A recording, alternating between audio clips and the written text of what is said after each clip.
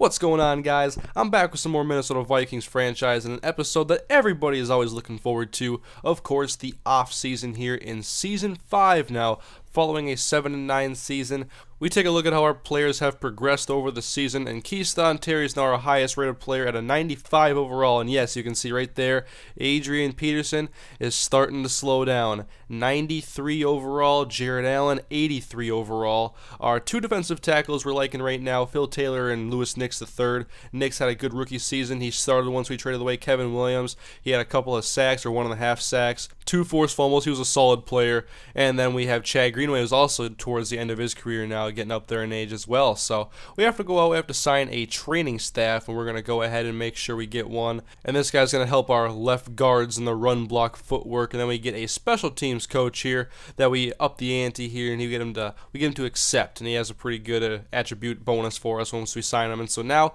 we're off to the retirements. And so we'll see who's out of the league now. And for the Minnesota Vikings, we are now without Matt Burke, Jim Kleinsasser, and Adrian Wilson. Nothing too unexpected here. I expected these three guys to retire, and I knew that getting Matt Burke and Adrian Wilson, I was really just trying to get some free agents to hopefully make a Super Bowl run. But obviously that did not go so well. We had a lot of close game losses, though, especially in that 4-game losing streak that was truly detrimental to our season. And you can see the rest of retirements on that last screen. And now we're here for re-signing Christian Ponder, Jamel Fleming, Chad Greenway, and Percy Harvin headline our expiring contracts. And despite a big backlash against this in the live stream, I re-signed Christian Ponder. I like Christian Ponder in this series, and we get Jamel Fleming locked up for a 6-year deal, so he's likely going to be a Viking for most of his career. And then Percy Harvin, signed him, as well as Chad Greenway, a 2-year deal because he's on the downswing. He's only an 84 overall right now. I'm pretty sure after 2 seasons he would be probably in the mid-70s. And then Ryan Lilja, we give him a 1-year deal just for some depth at left guard because that was one of our main focuses this offseason. Jeremiah Johnson, also Leroy Reynolds back a few screens, Marcus Hancock, Skylar Bailey for center depth, because he had better stats or better ratings than Brandon Fusco.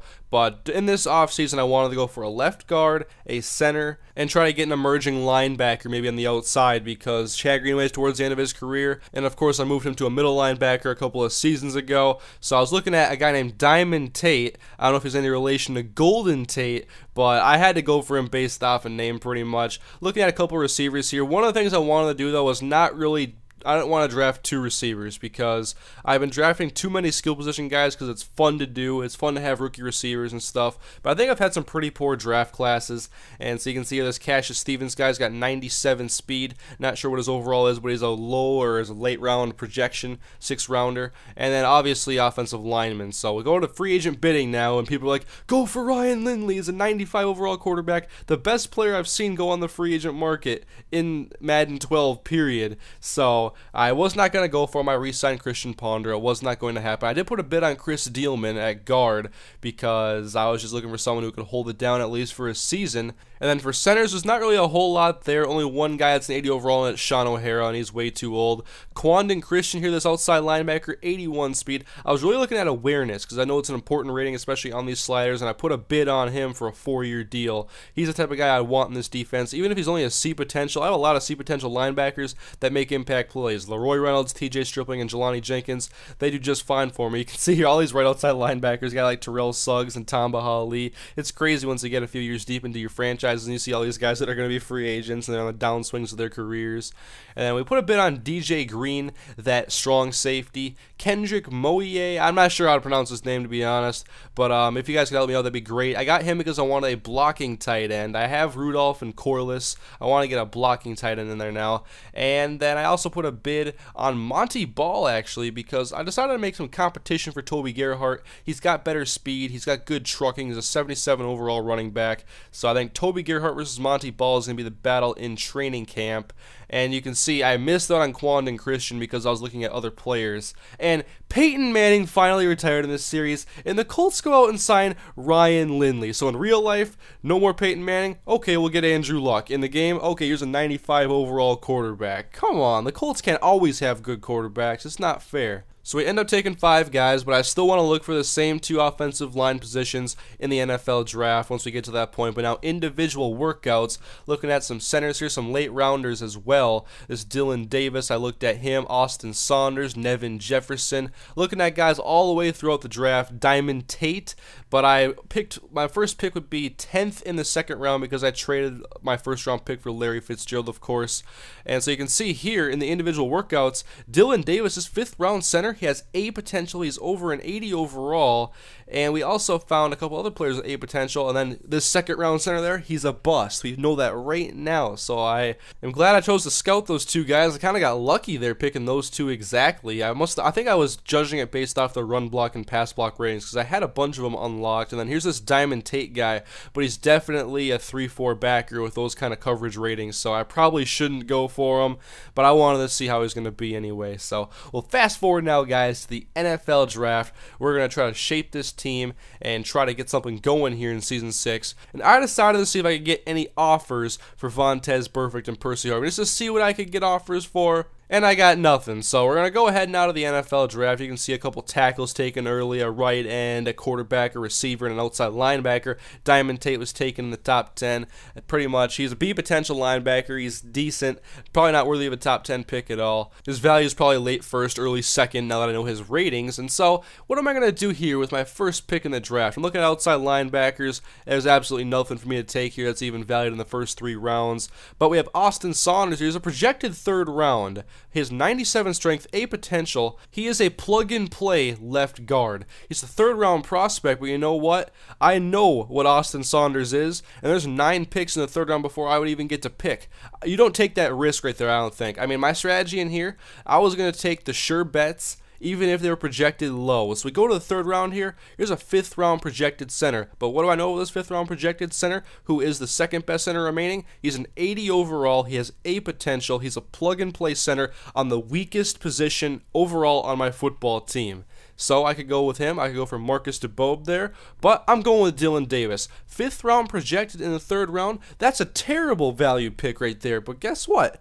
I got 2 A potential offensive linemen with my first 2 picks, and now the rest of the draft, I can pretty much do whatever I want because there's not really any other glaring holes. I have other players that may be weak at certain positions, but the offensive line interior was a glaring hole last year. The glaring holes, they're now filled. I can do whatever I want with the rest of the draft, and that was my strategy.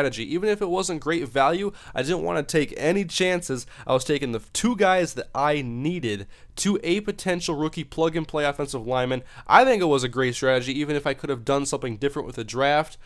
Oh well, whatever. I got Marcus DeBoe with my next 4th round pick, and now in the 5th round, they wanted me to look at quarterbacks, but I didn't want to draft a quarterback. I just re-signed Christian Ponder. He's not even that old. Then I was looking at receivers to see what was available, and of course, Cassius Stevens. He's a slot receiver build, 97 speed, a burner, could play special teams, slot receiver, but we do have Percy Harvin.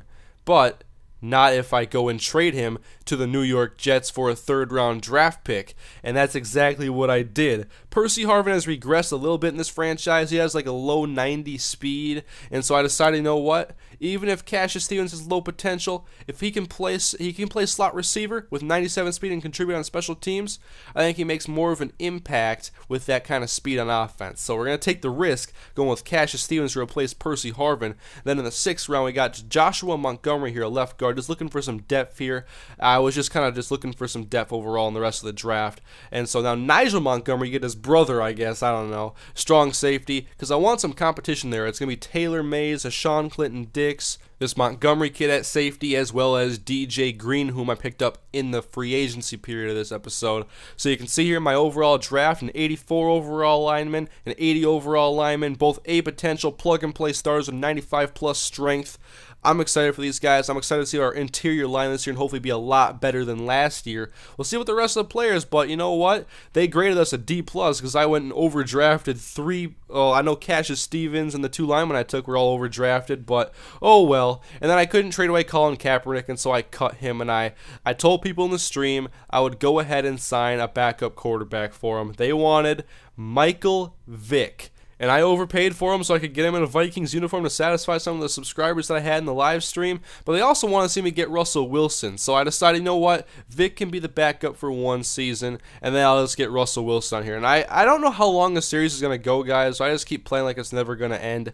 And I'm not sure how I want to do the preseason, because I want to get it over and done with pretty much, because we're almost to Madden 13, and I'm not going to end this series as soon as Madden 13 starts or anything, but I do definitely want to get through one more season at least, and I want to, what do you guys want to see for the preseason? Should I live stream it all and just try to get it over with? Should I just play it and try to put it all in one episode and just put highlights in and just make it like a longer video just to get to the regular season sooner? Let me know what you guys want to see, but that is the off season. Let me know what you think about it. My draft strategy was absolutely terrible, but the execution was pretty good. I got 2 starters in the offensive line. I'm happy with it. So thank you guys for watching. Let me know what you think about the video. Leave some feedback. Leave a like on the video, please. I'll see you guys next time. Season 6, by the way.